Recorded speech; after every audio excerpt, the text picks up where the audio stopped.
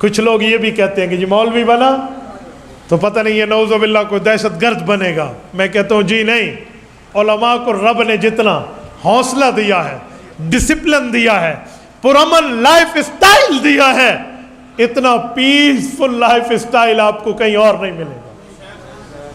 آپ نہیں دیکھیں گے علماء کے علاوہ. اور میں بتاتا ہوں، بڑے بڑے احتجاج ہوئے ہیں ملک میں، اور ان احتجاجوں میں نہ کسی کی کھیت میں اس کی کھانے محفوظ ہوتے ہیں، نہ دکان کی پراپرٹی محفوظ ہوتی ہے، نہ کسی غریب کا کاروبار محفوظ ہوتا ہے. یا تو دکان کو لوٹ لیا جاتا ہے، یا راہ جاتے ہوئے کسی کے کھیت کو نقصان دے کر سب کچھ چرا لیا جاتا ہے، یا روڈ کے شیشے اور روڈ پر پتہ نہیں کیا سے کیا معاملات. ہماری قیادت قائد ملت اسلامیہ مولانا فضل الرحمان دامت برکاتہم کراچی سے آپ کے اس روڈ پہ لے کر اسلام آباد تک آزادی مارچ لے کر چلے ہیں. مجال کے کسی کی دکان کا ایک شیشہ ٹوٹا ہو، مجال کے روڈ کا ایک گملہ ٹوٹا ہو. پنجاب انٹر ہوئے تو ملتان اور لاہور کی میٹرو بھی چل رہی ہے، کوئی نہیں روکا گیا.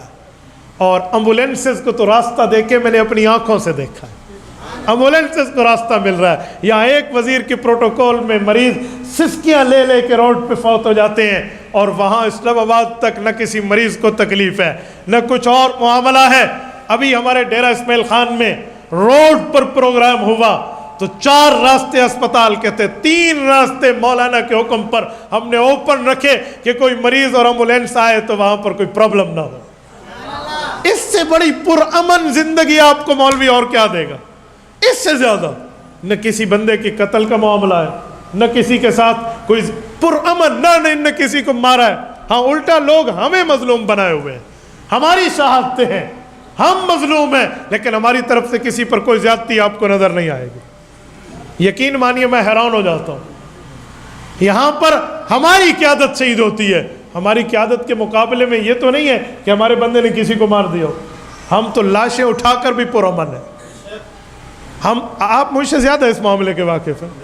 ہم تو لاشیں اٹھا کر بھی پرامن ہیں. آپ کو اس سے زیادہ علماء پرامن کہاں سے ملیں گے؟ آپ کہتے ہیں مولوی بنا دہشت گرد بنے گا، یہ کیسے ہے بھائی؟ اس سے زیادہ پرامن زندگی نہیں ہے.